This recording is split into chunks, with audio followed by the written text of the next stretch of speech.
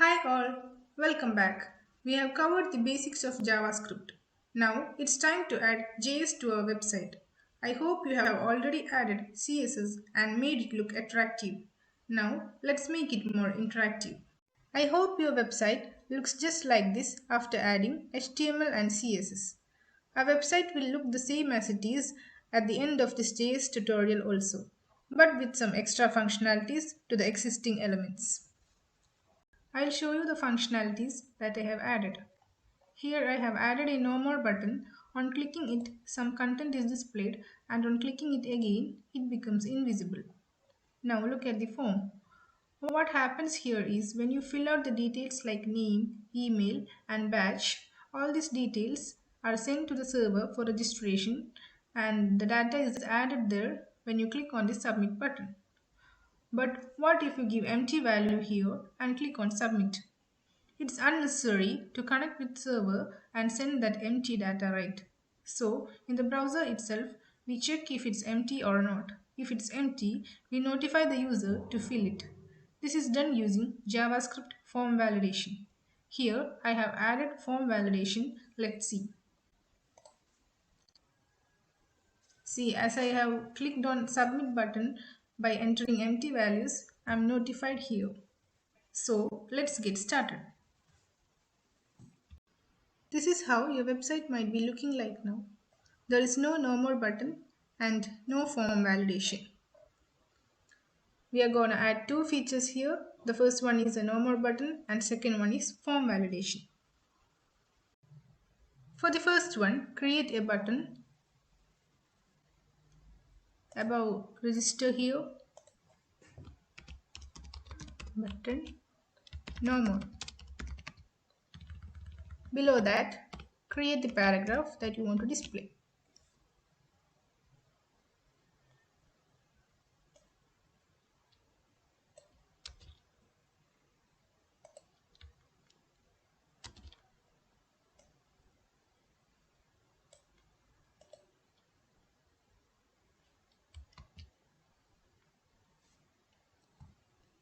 To center the button, say what its parent is. Its parent is, this is the button and its parent is div class slogan. So go to style.css,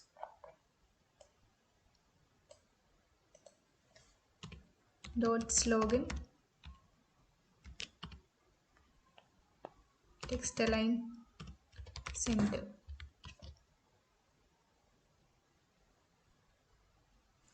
Now it's centered. Go to index.html.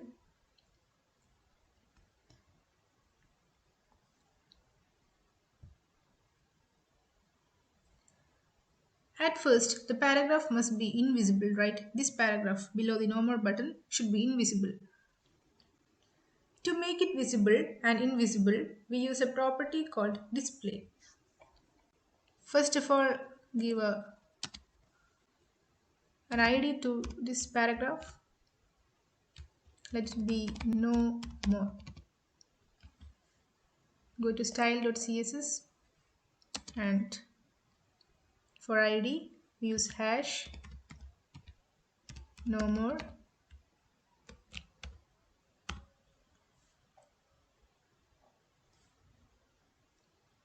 display none. Now it became invisible. So when display is given value none, the content is not displayed. The default value for display for a paragraph tag. Now we have used a paragraph tag, right? See this no more is a paragraph tag. Default value for display for it is block. For a paragraph tag, it is block. And there is also inline display. So basically block means that the paragraph, that the tag or the element takes full width, and if it is inline type of element then it takes only the necessary width. So here I'll show you an example. Take a look at this register here. It's an H4 tag, a heading tag. Let's see how much space it takes. We can't say that just by looking at it because its background color is white.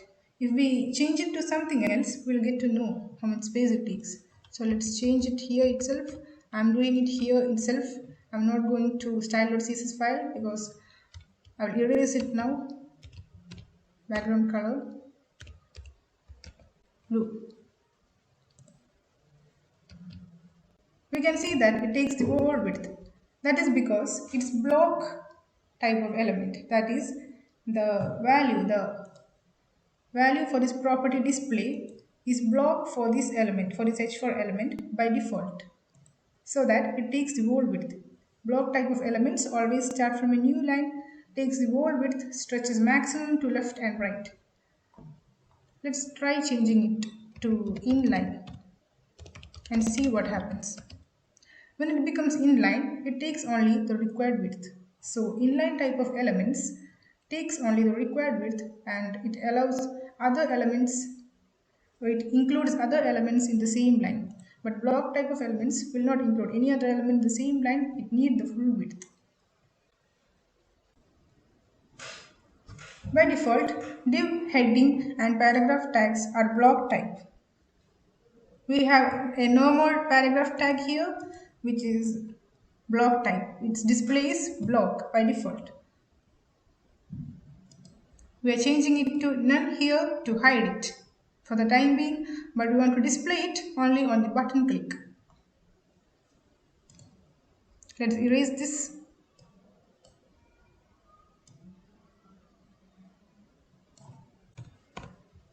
Now on clicking this no more button, nothing happens. We want this paragraph, this paragraph to be displayed on the button click. Now we have kept it invisible by giving display none. On clicking this button, we want this display to change from invisible to visible. So we want this display to change from none to block on button click. So for any action to happen on a button click, we have to give, what is the button? Inside the button, we have to give on click and what function is to be performed on button click. I am writing a function here, we haven't yet created it, but let's give its name here, we'll create it later. So on clicking no more, this function change content will get executed. Inside the change content function, we will write the code for changing this display of this paragraph tag no more from invisible to visible. So first we have to create a JavaScript folder js and a script.js file inside it.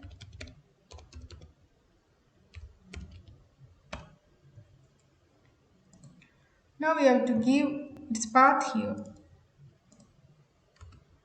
You might not have the CSS folder in your project. You might be having a style.css file outside the folder. It's also fine. So your href will be like this. But as I have given a folder here, I have given it inside the folder, I am giving it like this. Now I have to give the link to JS file here in HTML, only then the JS code will get executed. Script tag src means source, and the path of JS file JS script.js. The style.css file we will have to give css/style.css. If the CSS file is outside, if it's here, suppose if it's here in the same level of index.html, not inside the folder, then you will have to give only like this, style.css. See, let's change it. Okay.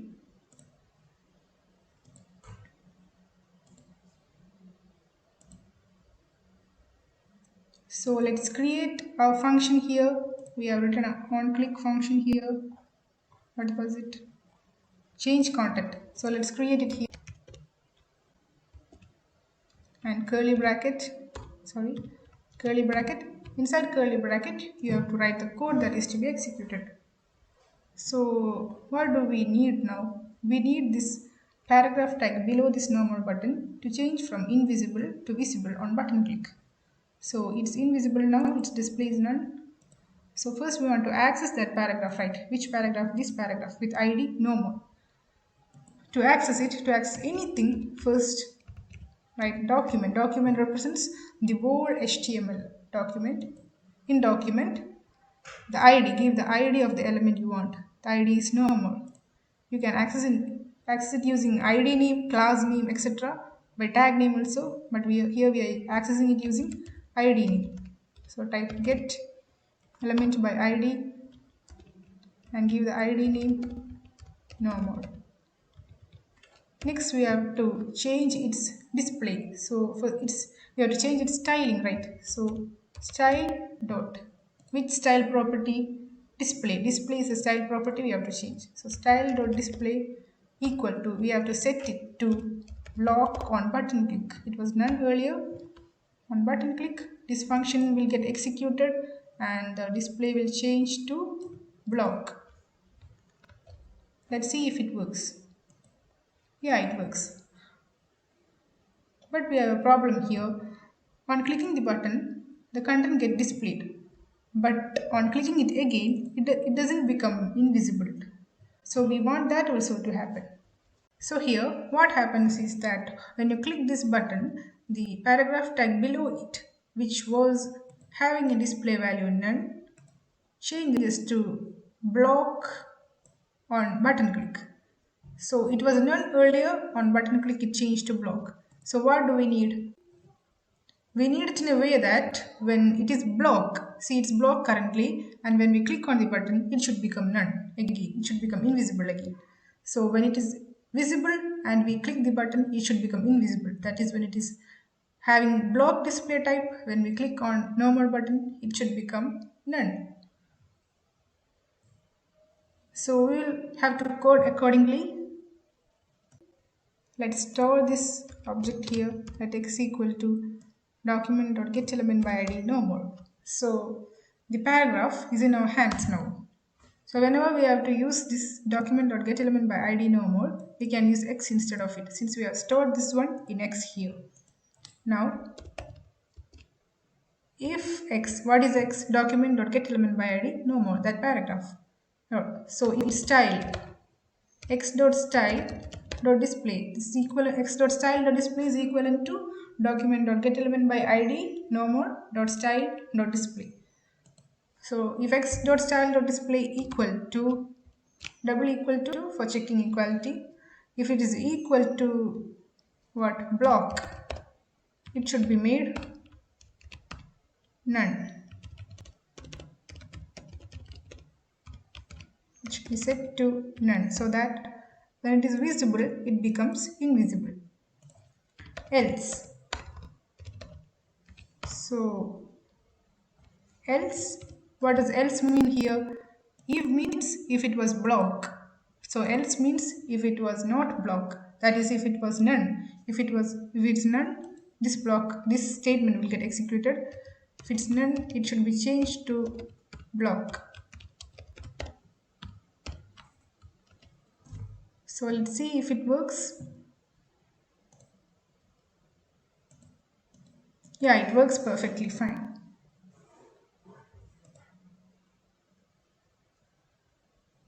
So we have accessed the normal paragraph here and stored it in x, and we are checking if x dot style dot display, that is its display, is equal to block. If it is equal to block, we are changing it to none. If it's not equal to block, that is if it's equal to none, we are changing it to block.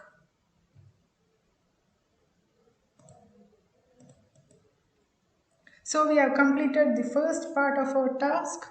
Now let's move on to the second part, which is form validation. So for form validation, we need text to display below this name input box, email input box, and password box. Saying, let's create below name, below this input box paragraph, say enter name, and below email paragraph tag, email cannot be empty, and below password we enter password.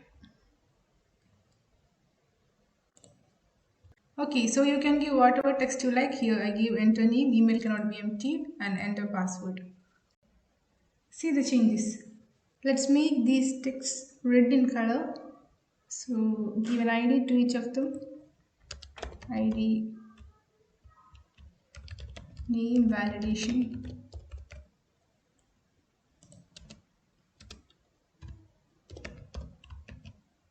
email, validation,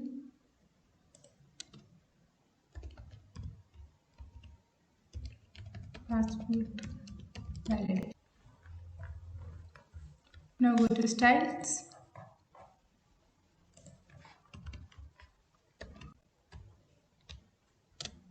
and give color red.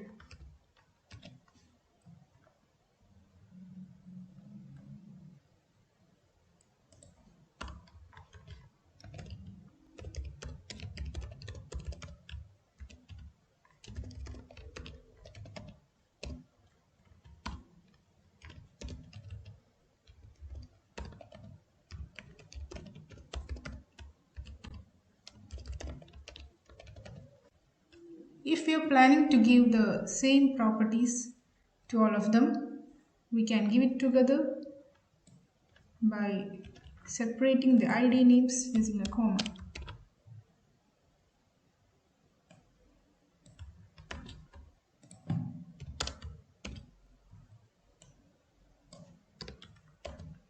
The effect is same. Next, reduce its font size 14 pixel. Our logic is to hide these three texts, and on clicking submit button, we will keep it hidden. Enter name, email cannot be empty, and enter password will be kept hidden. And when we click on submit button, we have to access the values in these three input boxes and check if the value in name input box is empty. If it's empty, we have to display this paragraph enter name. If it's not empty, we have to keep it hidden itself.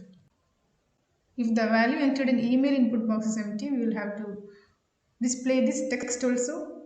And if password input box contains an empty value, we will have to display this enter password.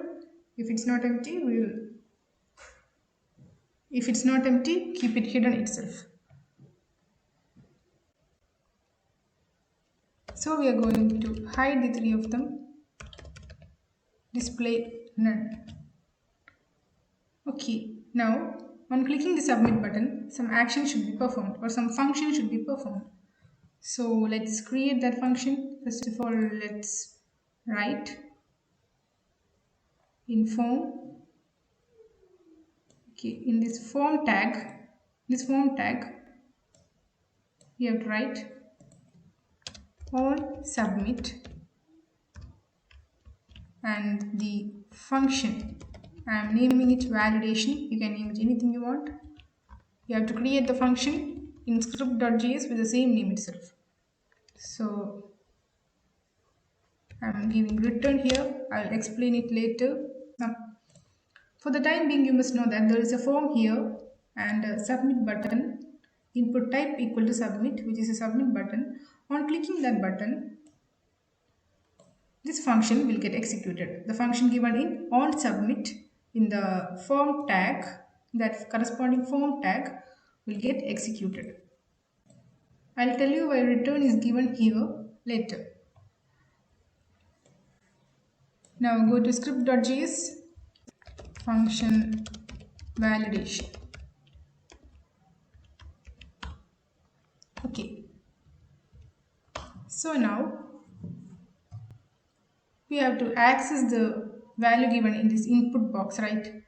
So for accessing it, we need an ID for it. Okay, let's go to the input box. ID equal to name input.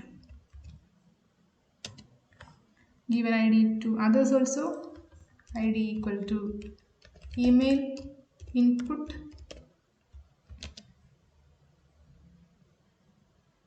and go to script.js and access this value. To access this value, write document dot get element by id, and input box id of the input box is name input dot value. It gives us the value that the user have entered here inside. We have to check if it's empty. If document.getElementById name input dot value equal to, this is how we will check if it's empty. We'll be comparing it with a empty string. If it's equivalent to that empty string, it means that it is empty, right? So this is an empty string. It contains no character. Usually a string will contain some characters. If it's an empty string, it's represented like this, which means there is no character, not even a single character inside it. So if it's empty, we will have to display this paragraph below this name, which was given the id name validation, enter name. So the paragraph saying enter name will be displayed with the id name validation. To display it, set document dot get element by id name validation dot equal to from none to block. And next we have to access this email input box value. Same function, let's copy paste here and just change the id. Document.getElementById email input. If its value is also empty, then document.getElementById email validation style.display will become block. And next, if password input dot value also is empty, then password validation will be displayed.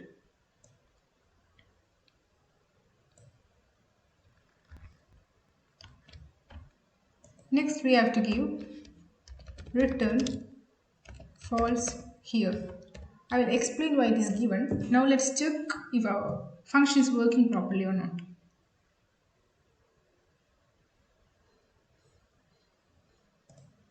Yeah, it works. So I'll brief it once again. We have created a paragraph tag which is enter name and email cannot be empty, and another one enter password below these input boxes, and we have kept it hidden by giving display none. Next, on clicking this submit button, which is given by input type equal to submit, on clicking it, in form tag we have given on submit equal to return validation. So the function given inside on submit will get executed on clicking this submit button. So the validation we must do, the code for validation that we must do is written inside this validation function. You can give any name. I have given validation, and go to the function validation. This much code will get executed when we click this button. So first let's see what it accesses. It accesses this element with id name input. Let's see what it is. The element with name input id is this input box. So dot value indicates the value the user have entered inside it. So we check if it's empty. Empty string is denoted by opening and closing the quotation marks without even a single character inside it. It denotes empty string. So if it's empty, this code will get executed. This line of code will get executed. So name validation is this paragraph which says enter name written below it, which is kept hidden. It accesses that one and changes its display to block. So when it is empty, so when the user enters an empty value here in name input box, The paragraph below it which says enter name is displayed. In the same way for email input box and for password input box.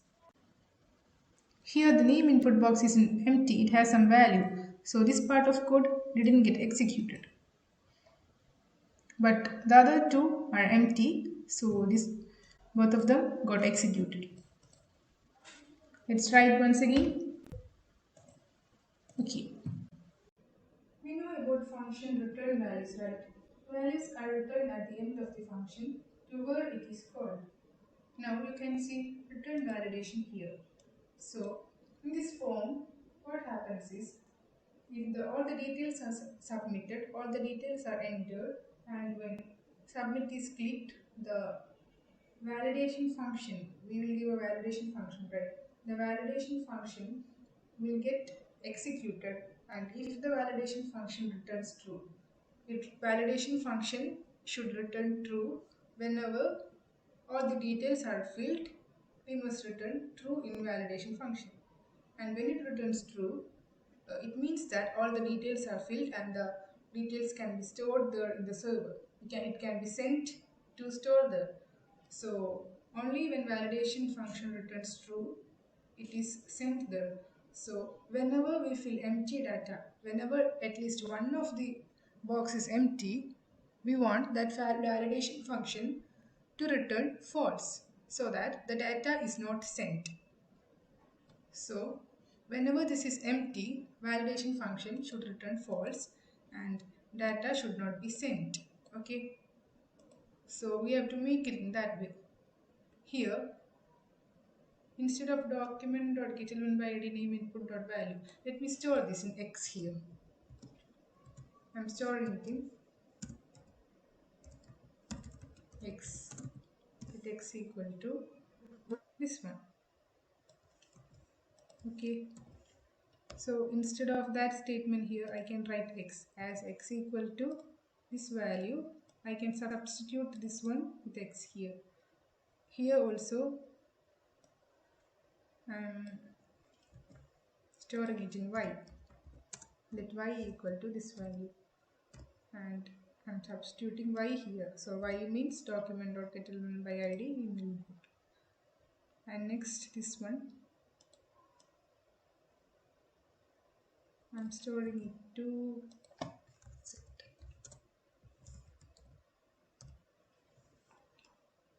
set. So whenever at least one of them is empty, that this validation function should return false. Only if the validation function returns false, then the form will not send the data. Okay. So when it is empty, we want the form not to send the data. So for not sending the data in on submit, the function given in on submit should return false for not sending the data.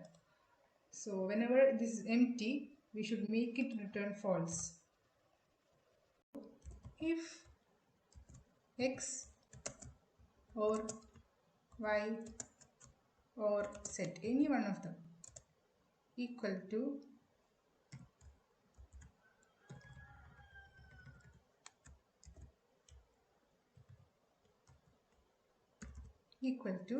empty, when any one of them is equal to empty, we have to return false. So if we don't do this statement, if we don't return false here, let's check what happens. When we are clicking on submit button, the page gets reloaded.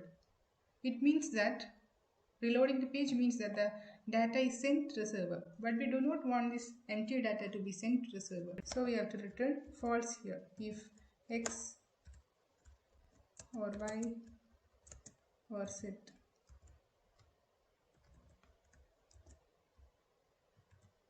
equal to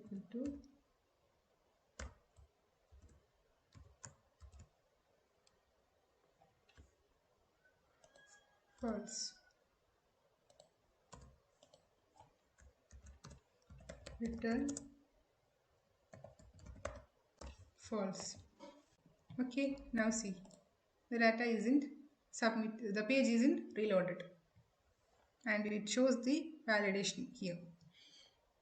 As a summary, we are storing name input box's value in X, email input box value entered email input box in Y, value entered in password input box in Z, and we are checking if X is empty, if the name input box value entered is empty. If it's empty, we are displaying the hidden enter name, the hidden paragraph enter name.